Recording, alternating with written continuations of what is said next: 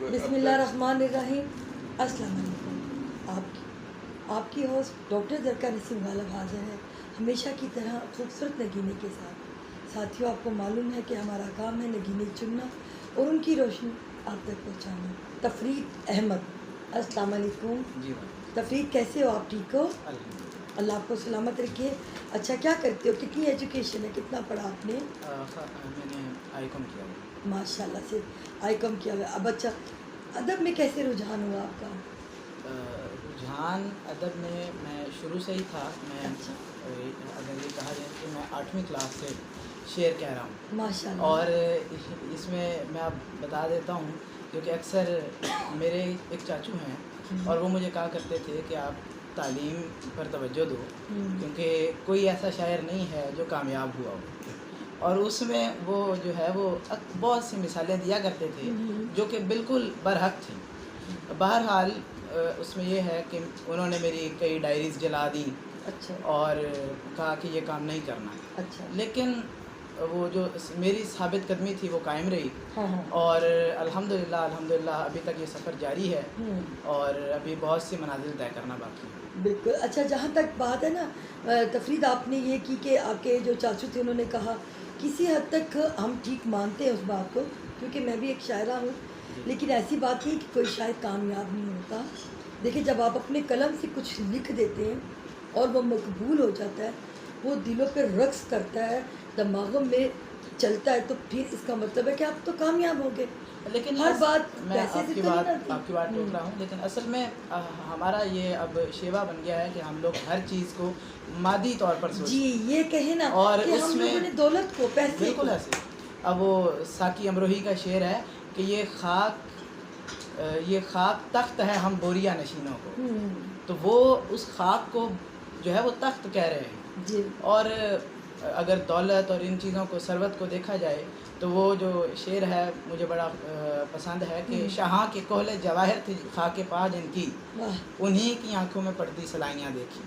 तो बादशाह और बड़े बड़े तख्त उलट जाते हैं। तो अगर मादी चीज़ों को देखा जाए तो इंसान जो है वो कहीं भी नहीं, मैं समझता हूँ कि कामयाब हो सकता है। सही कहा। तफरीद, आपका जो बयान है ना बड़ा खूबसूरत है, अदायगी, तलफ़्फ़ुज़ की और आपकी जो ज़ौक़ अदब है वो मुझे बड़ा मुनफ़िक नज़र आ रहा है। आपका कोई शेर या कोई कलाम है? मैं आपको एक शेर सुनाता हूँ जो मेरे दिल की आवाज़ भी है, और अगर ये कहा जाए कि मेरी कहानी भी है, आप बीती भी है, तो वो काम गलत नहीं होगा। अच्छा।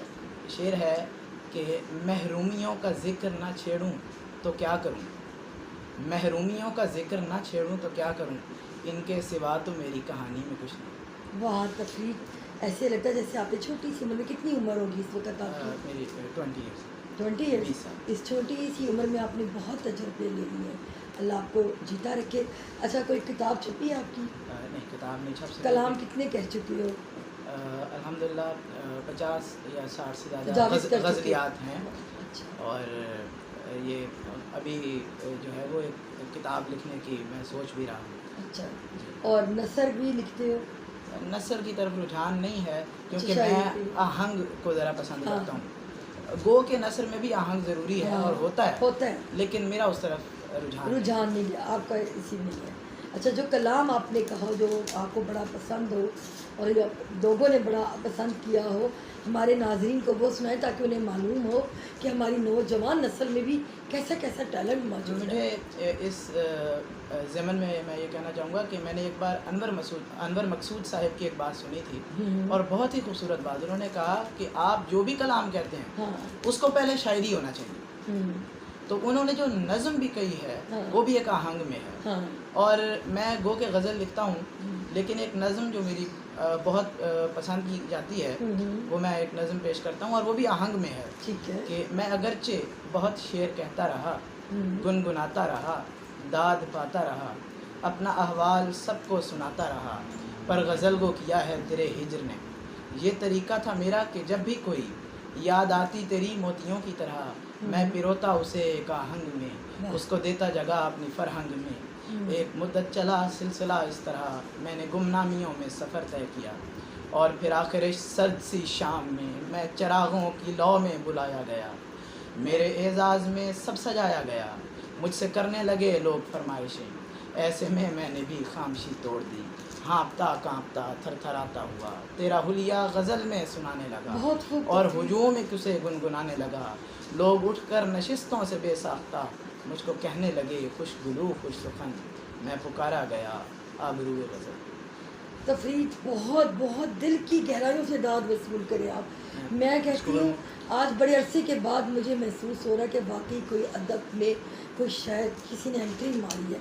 हम लोग बहुत ज़्यादा लोग ऐसे हैं जो शायरी करते हैं, उम्र रसीदा है, भरपूर जवानियों में है, लेकिन नौजवानी में किसी का ऐसा अंदाज़ कि उसके बोलने से उसके कहने से अदब नुमाया हो रहा हो, नज़र आ रहा हो आज के दौर में, जबकि अदब तो नापैद हो चुके हैं। माजरत के साथ कहती हूँ कि मेरी एक कोटेशन है, मैं हमेशा ये कहती रहती हूँ कि अदब में बड़े अदब के साथ अदब की बेदबियाँ हो रही हैं, लेकिन आज इस नौजवान बच्चे ने ये बता दिया कि हमारे मुल्क में बहुत नगीनें मौजूद हैं और ज़रका का ये खासा रहा है कि वो इन नगीनों की रोशनी की जो आप तक पहुंचाती है, ताकि मेरे मुल्क के दूसरे नौजवान और जो उम्र रसीदा शजर बन चुके हैं वो इसे उससे देखें। साथियों में हमारे इदारे के सीनियर एडिटर हैं मंशा काजी साहब, इनको लाने वाले ये उनकी निगाह है जो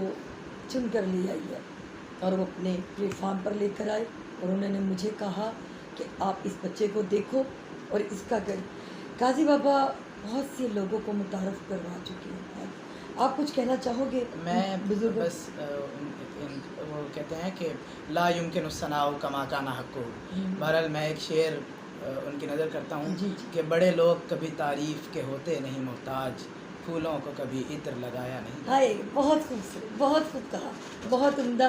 और बिल्कुल ये सही बात है कि काजी बाबा के लिए ये मेरा एक शेर है जो मैं ऐसे ही लोगों के लिए और ऐसे ही इदारों के लिए कहती हूँ। ये शेर भी मेरा काजी बाबा की नज़र है।